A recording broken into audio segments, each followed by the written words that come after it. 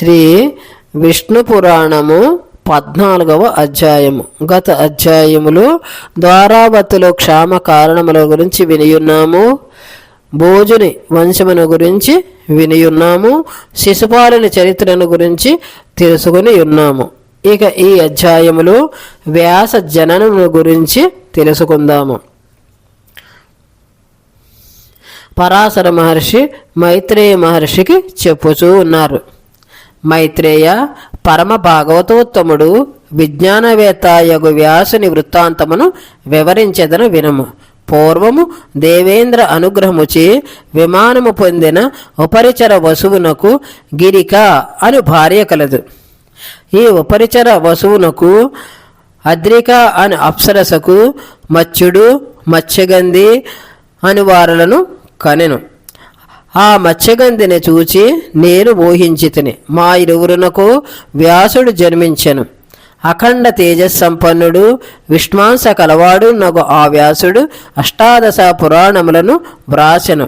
అతని శిష్యులకు సుమంతుడు, జైమిని, వైశంపాయనుడు, నా పెత దేవలుడు పుత్రుడగు సుఖమహర్షి భారత భాగవత పురాణములను వ్యాసుని వద్ద చదువుకొనిరి. సుఖమహర్షి జననము. వ్యాసుడు సరస్వతీ నదీ తీరమున ఆశ్రమం ఏర్పరచుకుని తపోనిష్టాగరుషుడై కాలము గడుపుచూ ఉండెను. వ్యాసుడు సంతానాభిలాషి అయి శ్రీ మహావిష్ణువును గురించి తపస్సు చేసెను. వ్యాసుడు తగిన కన్యకామణికి అన్వేషించుచు ఘృతాచి అను అప్సరసను గాంచి ఆమెను ప్రేమించెను. ఆమెకు ఒక బాలుడు ఉదయించెను. అతడే శుకుడు. వివాహ విముక్తుడైన కుమారుని సంసార అనురక్తుని చెయ్యగోరి వ్యాసుడతనిచే దేవీ భాగవతమును చదివించెను. మార్పు రానందున మిథిలానగరమునకేగి రాజయోగి శాంతమూర్తి యగు జనకుని వద్ద ధర్మశాస్త్రములు తెలుసుకురమ్మని పంపించెను. జనకుడు వాని రాక విని ఆహ్వానించి యథోచిత సత్కారములను నెరపి తగు విడిది నేర్పరచెను. ఒకనాడు జనకునిచే చెంతకు పిలువబడ్డ శుకుడు, నేను వ్యాసపుత్రుడను. సకల విద్యలచే నా తండ్రి నన్ను పురీతును చేసి గృహస్థాశ్రమం స్వీకరించమని ప్రబోధించుచూ ఉండెను. నా మనసు అందులోకి అంగీకరించుట లేదు. నీ వద్ద ధర్మ తత్వోపదేశము పొందమని నన్ను పంపించెను అని పలికెను. శుకుడు జనకుని వద్ద తత్వోపదేశము పొంది తండ్రియగు వ్యాసుని మాటపై పేవరీ అను కన్యను పెండ్లాడెను. కృష్ణుడు, గౌరప్రభుడు, భూరి, దేవశ్రుతుడను కొడుకులు, కీర్తి అను కుమార్తె వారికి కలిగిరి. కీర్తి సహుడను రాజకుమారునికి భార్య అయి బ్రహ్మదత్తుని కనెను. ఆ తదుపరి సుఖమహర్షి అరణ్యమున తపస్సు అనర్చుకునుచు కొంతకాలము గడిపి పెదప ఆకాశమునకు ఎగసిపోయెను. బ్రహ్మజ్ఞాని అయి యాతన నీడ వ్యాసునకు తోడు నీడై ఉండినది. వ్యాసుని తల్లియగు సత్యవతి సంతనునిచే ప్రేమించబడినది. సత్యవతి సుతులకే రాజసంక్రమణము జరగవలనని నియమమునకు విఘాతము రాకుండా గంగాపుత్రుడు గంగేయుడు బ్రహ్మచారి అయి ఇందునని ప్రమాణము చేసి వారిరువురికి వివాహము జరిపించెను. ఆమెకు చిత్రాంగద విచిత్ర వీరులను ఇరువురు జన్మించిరి. చిత్రాంగద విచిత్ర వీరులకు అంబిక, అంబాలికలందు ధృతరాష్ట్ర పాండురాజులు జన్మించిరి.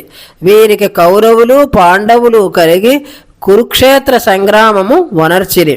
శ్రీకృష్ణ భగవానుడు శిష్టరక్షణ దుష్ట శిక్షణతో భూభారమంతయు తొలగింప ఈ యుద్ధమును నడిపించెను. ఈ విధముగా పరాశరుడు చెప్పిన అనంతరము మైత్రేయుడు వినమ్రుడై ఆ మహామునికి నమస్కరించి, ఆర్య, మీరు ప్రేమాభిమానములతో ఎన్నెన్నో విషయములను వినిపించితిరి. నాకును నా శిష్యులకును సృష్టి, పాపపుణ్యములు, భూతములను గురించి విశేషములను కూడా వినిపించి ధన్యులను చేయమని ప్రార్థించుచూ ఉన్నాను అని మైత్రేయ మహిష అడుగగా పరాశర మహర్షి చెబుతూ ఉన్నారు. మైత్రేయ, నీ ప్రశ్న ఉత్తమమైనది, క్లిష్టమైనది కూడాను అని పరాశరుడు చెప్పుతూ ఉన్నారు. భార్గవ వంశ జన్ముడగు విప్రుడు తన పుత్రునికి ఉపనయనము చేసి విద్యాబుద్ధులు నేర్పడ చూడగా ఆ బాలుడు జడును వలె సంచరించసాగాను. పలు విధములు అతనిని విద్యాసక్తుని చేయ ప్రయత్నించెను. ఒకనాడు ఆ బాలుడు తండ్రిని ఉద్దేశించి, తండ్రి, నేను సకల శాస్త్రములను సమస్త విద్యలను ఇదివరకే నేర్చుకుని ఉంటిని. కొన్ని వేల జన్మములందు అభ్యసించిన విద్యలల్లా నాకు కరతలామలకములుగా ఉన్నవి. ఎందరో తల్లిదండ్రులను చూచి తిని, ఎన్నో సుఖదుఖములను అనుభవించి తిని, ఇంకను నాకు ఈ ప్రాపంచిక విషయములలో విజ్ఞానముతో నేమి పని, అదే నా ఆలోచన అని తెలిపాను.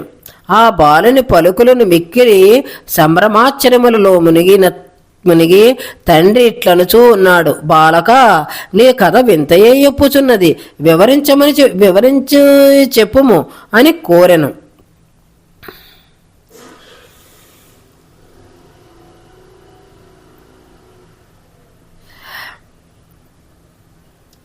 విప్రోత్తమ, తొల్లి నేను బ్రాహ్మణుడను.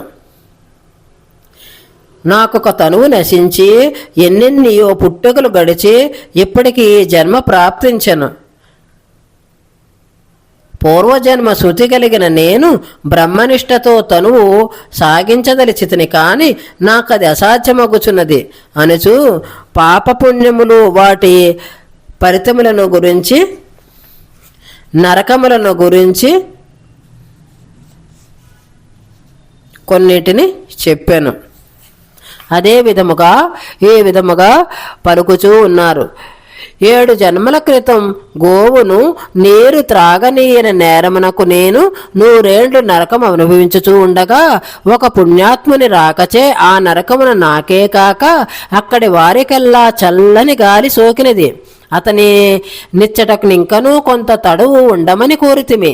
గత జన్మమునంద పుణ్యశాలి ఋతుస్నాత అయిన భార్యను కాక వేరొక భామిని గూడుటచే ఆ నేరమునకు ఈ నరక సందర్శనము అతనికి శిక్షగా విధించబడను. యమభటులు అతనికి ఇట్లు తెలిపిరి. పాపులు వారి పునర్జన్మలను గురించి తెలిపిరి.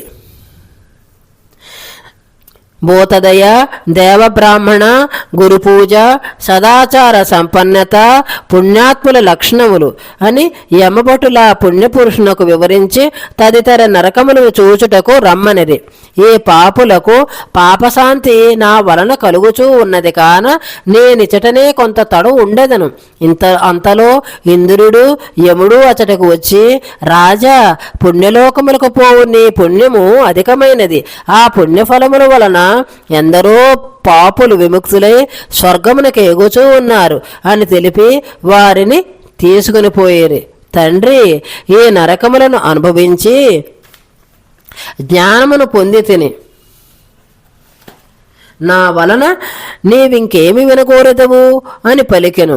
నాయన, సంసార చిత్తుడనగు నాకు మనశ్శాంతిని కలుగా చేయు మార్గములను ఉపదేశించుము అని కోరెను. తదుపరి అధ్యాయములో దత్తాత్రేయ చరిత్రను గురించి వివరిస్తూ ఉన్నారు.